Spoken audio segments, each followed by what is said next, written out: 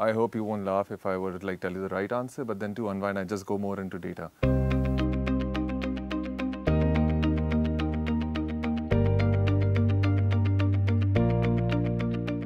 So talking about data, we're in an ecosystem where we're facing constant challenges when it comes to data privacy, data theft. So in the ecosystem, the business that you kind of function in today, how do you kind of, and what is your perspective to deal with these challenges?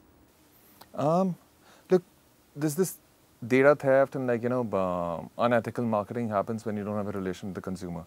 When you have a relation with the consumer, it's always based on some give and take. You're giving value to the consumer says, okay, I need this value again at certain intervals. So let me tell you that I want this at this particular specific interval. And that can be enabled by a great consumer experience. For us, consumer experience is unlocked by great content practices and very good product experience. So I think for us, we put a lot of focus on these two. Basis that actually people give their details to us.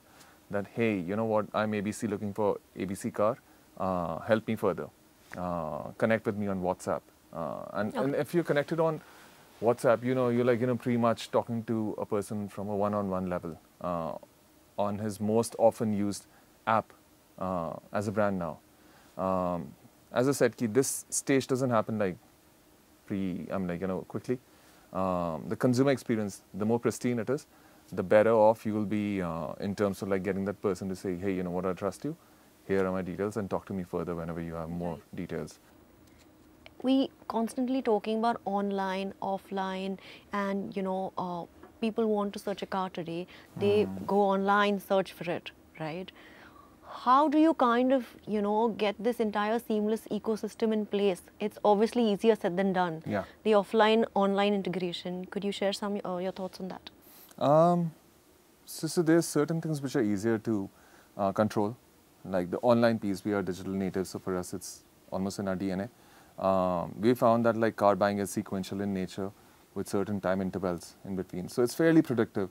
When it's predictive, then you can set your business operations in play. So that's the easier part. But we also know that car buying or car transaction or car actually going to the showroom happens offline. How do you enable that consumer experience over there is the tricky part. But then we work with our business partners or the extended auto ecosystem, be it like the dealers or be it the people who are giving finance, loans, insurances, and so on and so forth. What we are trying to do is we are trying to digitize their touch points that they have with the consumer through our platform.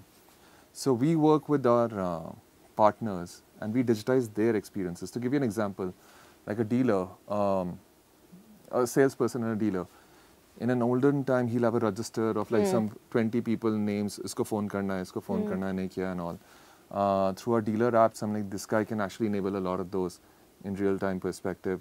Know kisko call kar raha tha, what's the next demand, and so on and so forth. How important is the role of content in, from your perspective? And how do you distinguish between talking to your target audience?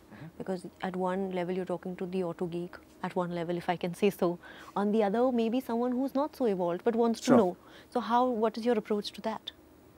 A great question. This is something that I immersed myself when I came to Girnar a couple of years back. We have a problem plenty. Car dekho, gaadi, zig wheels, bike dekho. Now power drift is a part of the family. So there are almost 5 people who are catering to people who want to know more about auto. Right. Through data, we understood that car dekho, bike dekho are the right platforms for people who want to buy cars and bike. They are not the people who will live and breathe cars and bikes on a daily basis. Maybe they buy a car 5 years or a bike 2 years and so on and so forth, 3 years. So the entire content shifted to answer only one question, which is the right car for me. I'm fairly tall, I'm 6'4", so I need a car which has enough cabin space. For some people, because they are traveling 100 kilometers per day in Delhi NCR, they require a car with a good mileage. So I believe there's nothing like a bad car anymore. It's just which is the right car for me. Right. So Car Dekho became obsessed with answering that question of enabling a decision basis your need state or your personal life stages. Right. Zig Wheels became all about the petrol head who wants his or her daily auto fix. Ki subah utte hi ki hey, what's the latest and greatest in the world of auto? So if there's a new car which is being launched, the way Car Dekho is going to analyze that car from a transaction point of view or car buyer's point of view versus their Zig wheels, which is like going to look at, hey, what's the torque, what's the BHP, and so on. So from experts and enthusiasts point of view, it's going to be like very different. So that is something that we did about 18 months back. So marketing for a tech startup can be very exciting. It's also extremely exhausting. How do you unwind? How do you stay creative? What is your mantra? I hope you won't laugh if I were to like tell you the right answer, but then to unwind, I just go more into data because I think data really demystifies a lot.